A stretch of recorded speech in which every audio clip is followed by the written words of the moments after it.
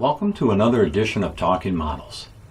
Today we're going to look at Fluffy from the episode The Crate from Tales from the Crypt. If you haven't seen this episode, do yourself a favor and check out this guy, Fluffy, in action. It was a crate discovered at a college way back from the Antarctica, and on it was chains, locks, meant to be whatever was inside to be kept inside. Well, humans as we are, we want to get into the unknown. We want to know what we shouldn't know. And this was an episode where they should have left this crate alone. This is a beautiful, beautiful sculpt by Kidwell. And he just did an amazing, amazing job on this sculpt. It is currently available through Gillman Productions.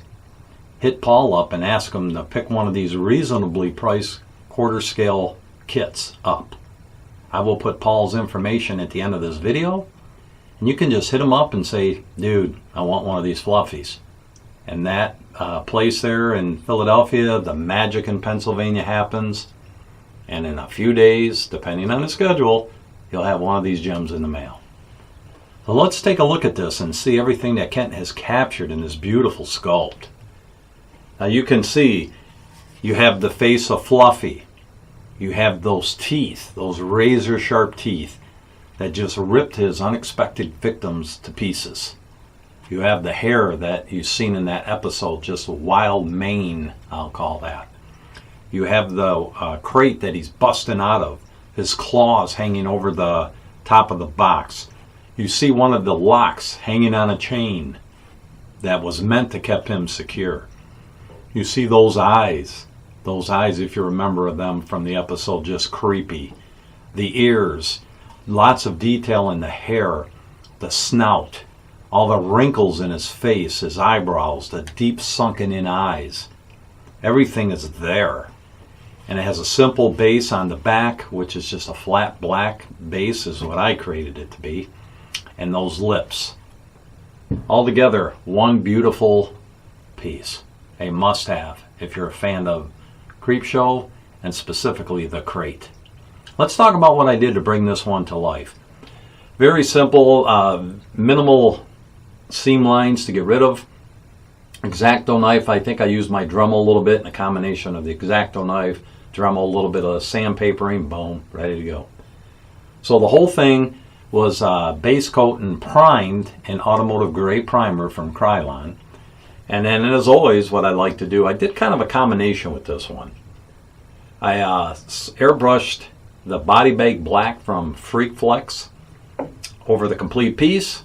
And sometimes when I want a really deep base to build up my shadowing and my colors, I always pull up my trusty black acrylic. This one is Anita all-purpose acrylic. I'm almost out of this, but don't despair. I bought a huge honking jug of it at Walmart and looking forward to probably just put it in this, and it should last me for a couple of years. So this was hand brushed over the whole piece, and then we brought them to life. Let's start with the crate and work our way up. So you see the crate on here. What I did is I enlisted a few colors here. First up was tie-in brown, transparent rich brown, and transparent dark brown. Those were the three colors I used to bring this one to life. So we started out with tie-in brown from Garage US Colors and shot the whole crate. Just airbrush it over the black. Don't go too heavy with it. You want some of the black to bleed through. So airbrush the whole crate. And that's your basic color. Then what I did is I came in with the transparent dark brown from Garage US Colors and started punching in all the pieces of the crate. You'll go inside, just kind of hit everywhere there's indentations, where there's cracks, everything. Just kind of start building up your shadows with this transparent dark brown. And then you'll start seeing the difference in colors with it. Then I came in with that transparent rich brown, and I kind of hit heavy on the ends of the wood where it's busted on the top, on the sides. Just kind of misted it gently heavy on all the cracks areas, the busted pieces of wood, real heavy. And then I came back about 8 inches and kind of did the waltz, 1, 2, 3, misted the whole thing to bring the colors down. And I liked what I had. So then it was just a process of coming back in with the tie-in brown and punching up certain areas on the tops of the wood, centers of the wood, just to give you that wood color, but leave all your other shading intact, if you know what I mean. Then what I always like to do is pull up my transparent black from Comart, and I just misted the whole piece to tie in everything together. And believe it or not, that was it with the crate. Again, it's a process. You just go back and forth with your transparents, back with your original brown, in this case tie-in brown, and just build up, shadow, hit it with a black, transparent black, she's done. Now for the chain itself, I just dry brushed some silver over it, and then of course dirtied it up with some washes.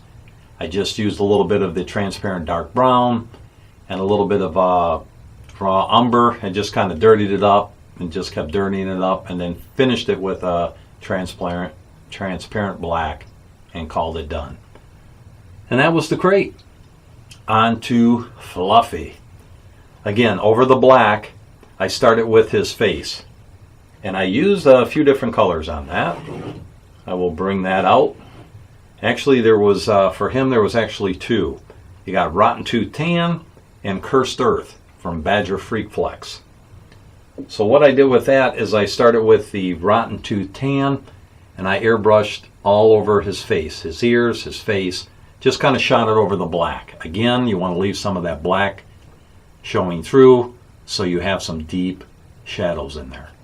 So once I had that done, I came in with the Cursed Earth, and I just hit the highlights around the ear and sides of the ear, the snout, the front of the upper part of the mouth, his eyebrows, up along the hairline, down his side of his face. Just hit all the highlighted areas with that Cursed Earth.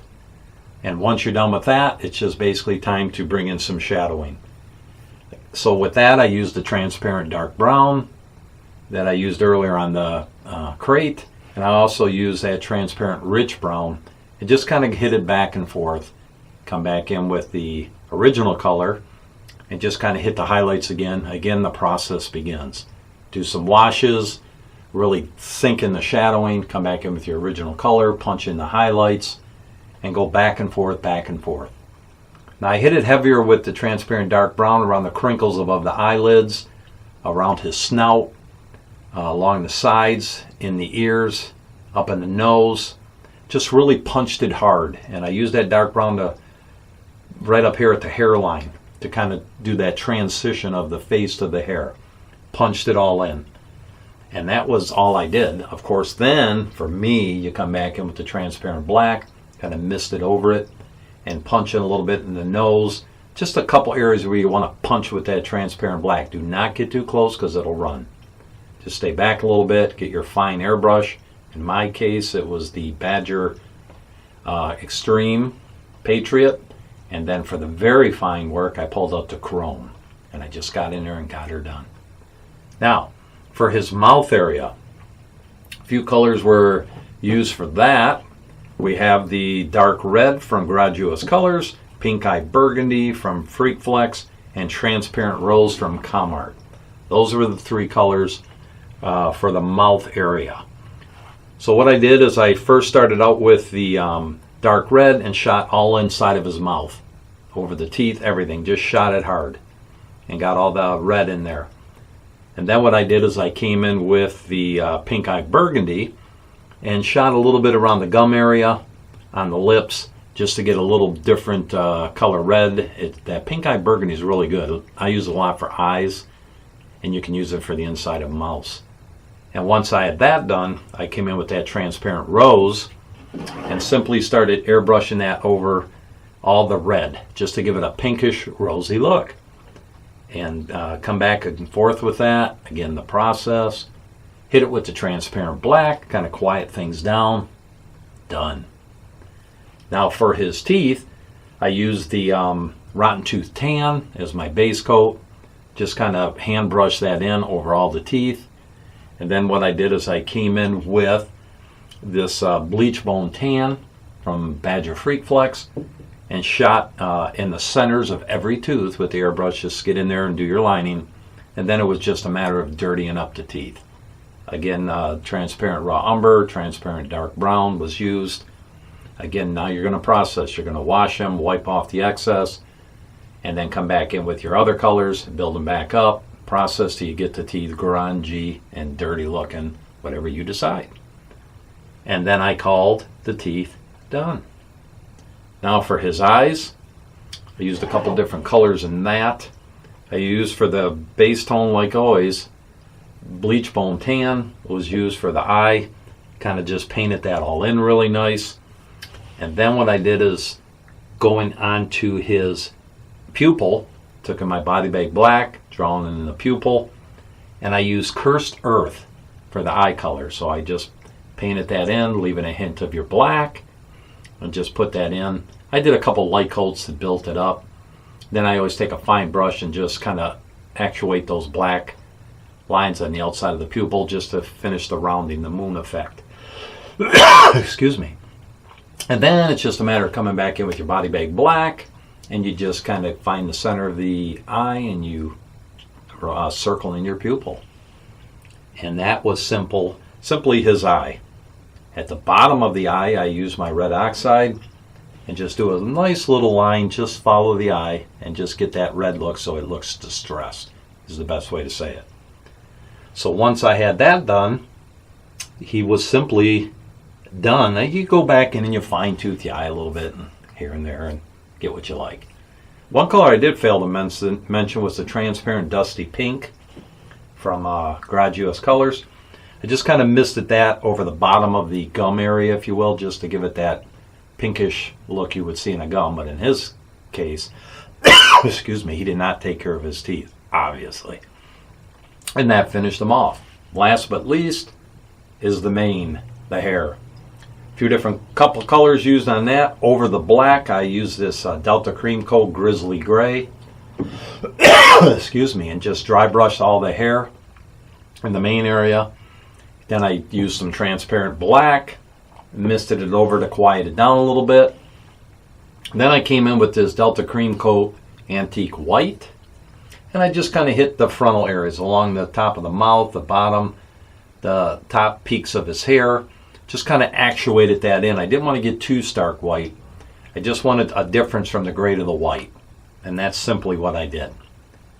So that's how I brought Fluffy from the crate to life. Again, this piece is a beautiful, beautiful size. It displays nice. A really another home run from Gillman Productions, and a beautiful sculpt by Kidwell, and it's a must for your collection. Now his nails here, as I look, was the same treatment as the teeth. Then of course you get out your glosser, do the eyes, the teeth, and the nails. Call it done.